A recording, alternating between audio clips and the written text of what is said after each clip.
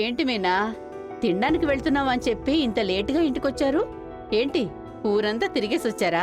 అవునదినా, ముందు తినడానికి వెళ్ళాం. తర్వాత పక్కన ఒక ఐస్ క్రీం పార్లర్ ఉంటుంది. ఐస్ క్రీం అడిగాను, ఐస్ క్రీం తిన్నాం. తర్వాత బీచ్ కి వెళ్దాం అనుకున్నాం. వెంటనే బీచ్ కి తీసుకుని వెళ్లారు. బీచ్ లో చాలాసేపు కూర్చున్నాం, చాలాసేపు మాట్లాడుకున్నాం. అలాగే టైం అయిపోయింది. చాలా ఫొటోస్ తీసుకున్నాం. చూస్తారా? ఇదిగో చూడండి. ఏం వద్దులే. పరుగుగల ఇంటి ఆడవాళ్లు రాత్రిపూట ఊరు తిరగకూడదంటావుగా, కానీ నువ్వే ఇప్పుడు ఊరు తిరిగేసి వస్తున్నావు. ఇదేమైనా బావుందా? రేపొద్దున నీ కూతురు నా కూతురు నీ మాట వింటారా? అప్పుడు నువ్వు మాత్రం ఊరు తిరగలేదా అని వాళ్ళు అడగరా? లేదు వదినా, చాలా ఏళ్ల తర్వాత ఆయనతో. అయితే మాత్రం ఇలాగనా? మీనా, నీకు పెళ్ళిడికొచ్చిన 2 పిల్లలున్నారు. మనసులో ఇంకా చిన్నపిల్లవనుకుంటున్నావా?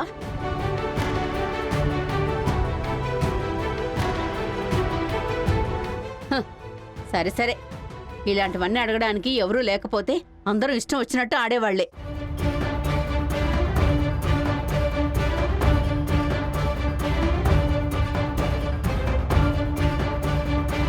పిన్ని, ఏంటి ఏంటి పిన్ని, పుట్టినప్పుడే నాలుగుకి విషంతో పుట్టారా ఏంటి? ఏయ్, మరి ఇలా చిమ్ముతున్నారే? మా అత్తయ్య మావయ్యతో బయటికి పోవడమే అరుదు. వాళ్ళు బయటకు వెళ్లి ఎంత సంతోషంగా వచ్చారు. ఒక్క నిమిషంలో ఆ సంతోషాన్ని నాశనం చేస్తారు. ఎలా పిన్ని మీరు మాత్రం ఇలా ఉండగలుగుతున్నారు? పక్క వాళ్ళ సంతోషాన్ని నాశనం చేయడంలోనే మీకు సంతోషం, అంతే కదా? ఏయ్, ఏం మాట్లాడుతున్నావు నువ్వు? నేనేం తప్పుగా మాట్లాడాను? ఓహో, మీరు తప్పుగా మాట్లాడారనేది మీకు తెలియలేదా? ఆవిడ భర్తతో బయట తిరిగితే మీకేంటి సమస్య? మీరు కావాలంటే చిన్నాన్నతో కలిసి జాలీగా ఔటింగ్కి పోండి, రెస్టారెంట్కి పోండి, బీచ్కి వెళ్ళండి. మా అత్తయ్య ఏమైనా అడుగుతుందా? నువ్వేమనుకుంటున్నావు? నా ఆడపడుచు నా ఇష్టం, అది అడగడానికి నువ్వెవరే? ఆడబడచ్చు హక్కు అంతా నిన్నటితోనే పోయింది. ఇవాళ నేను ఆవిడ కోడల్ని. ఆవిడకొక అవమానం జరిగినా, కష్టం వచ్చినా మొదటిగా నేనే ముందుండి మాట్లాడతాను.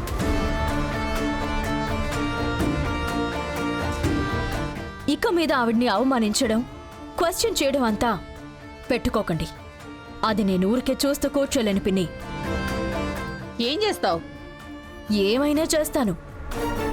నేనేం చేయగలను అని మీ ఇంటి ఆయన్ని అడిగారు అంటే ఆయన క్లియర్గా చెప్తారు.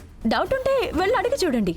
అన్నట్టు ఇంకో విషయం, మా అత్తయ్య ఇంట్లో ఉండడం వల్లే మీరు, మీ ఆయన ఇద్దరూ ఇంట్లో ఉంటున్నారు.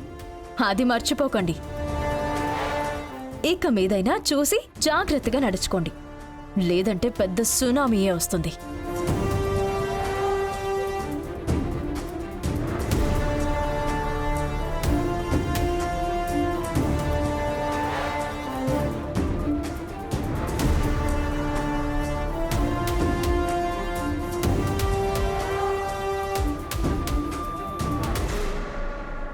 మణి, నేను నిన్ను అడిగానా ఎందుకిదంతా చేస్తున్నావు? అమ్మా, ఇది నా బాధ్యత. అది నేనెప్పటికీ దూరం చేసుకోలేనమ్మా.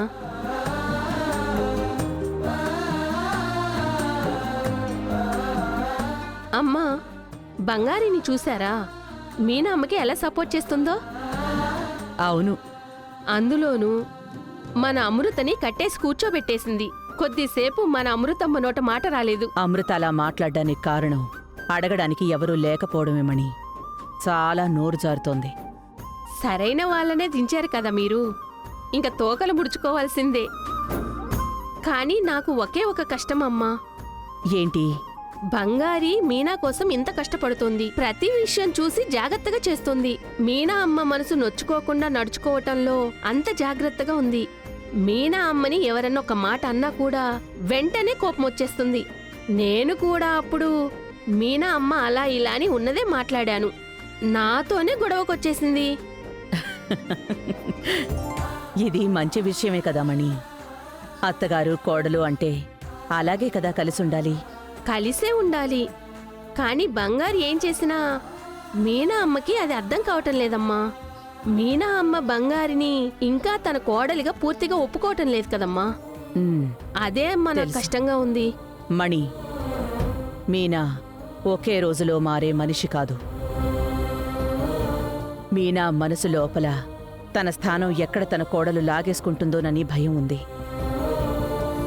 ఆ కంగారు ఎప్పుడు తీరుతుందో అప్పుడే ఆటోమేటిక్గా మీనా వచ్చి బంగారిని ఒప్పుకుంటుంది. నువ్వు దాని గురించి ఎక్కువగా ఆలోచించక్కర్లేదు, వదిలే. మీరు చెప్పినట్లే జరగాలమ్మా.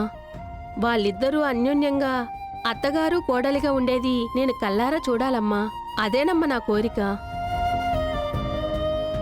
నమస్కారం అమ్మా. ఆ, ప్రభు రండమ్మా, రండి. రా ప్రభు. ఎలా ఉన్నారమ్మా? నేను బాగున్నాను. వర్షిణి, మీనా, వస్తున్నా అత్తయ్య. జయరాం, రండి. నమస్కారం. నమస్కారం అండి. Hi aunty. హాయ్. వర్షిణి, ఏంటమ్మా అక్కడే ఉన్నావు? ఇక్కడికి రా. దగ్గరికి రా. వెనక్కి తిరుగు, నేను నీకు పూలు పెడతాను. తిరుగు.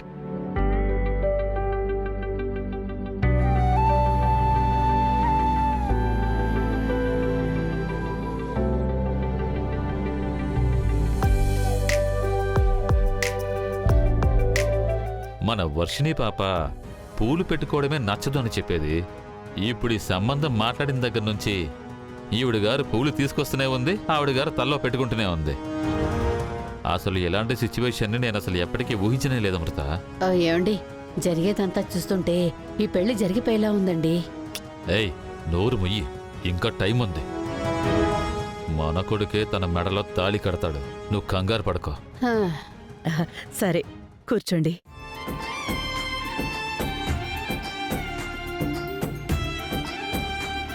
చెప్పండి, ఏంటి సడన్ గా వచ్చారు? ఆ, సంబంధం మాట్లాడేశాము. ఏర్పాట్లు అవి ఎప్పుడు మొదలు పెడుతున్నారు? ఎప్పుడు పెళ్ళి అని అడుగుతున్నాను. అందుకే తేదీ మాట్లాడుకుని వెళ్దామని వచ్చామండి.